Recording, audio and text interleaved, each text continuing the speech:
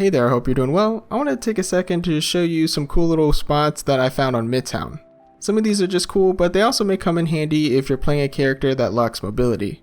I'll even show you how to get on top of this bus, but first let's look at the attacker side, where we'll be starting with these covered platforms, where it's actually a fairly common asset that's used throughout the level, but they can be utilized to give you a slight elevation change that may help you if your tank or some of your DPS are diving the other team on top of the bridge.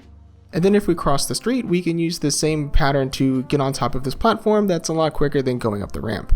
And once we do, we can even get on top of this other platform. However, it could be a bit difficult. The trick for a lot of these jumps is just to jump further away. Believe it or not, I saw people do this plenty of times, but I didn't really figure out how to do it until like season 2, so. And if we need to, if we jump across this gap, we can actually jump back to the platform by standing on this half wall here.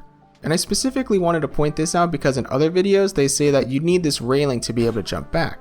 But actually if I break it, there's actually this small piece of geometry that you can jump on.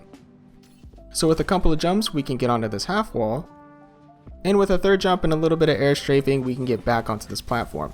You can use this if you're trying to run away or if you're trying to be hyper aggressive during a team fight.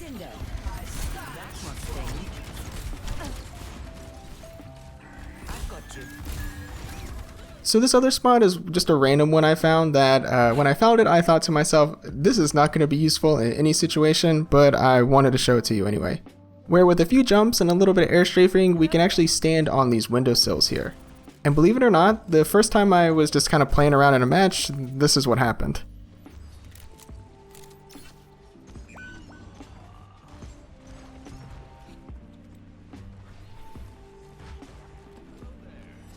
I'm in A. Don't fret. I see you. My ultimate is almost ready. Not anymore. My ultimate is almost ready. So that was a little funny moment that happened. But now let's see how we get on top of the bus. I don't know how useful this actual position is, but it's pretty fun. If we tuck ourselves into this corner, there's a bit of weird geometry that if we jump, it'll kind of slide us up to this small sign here.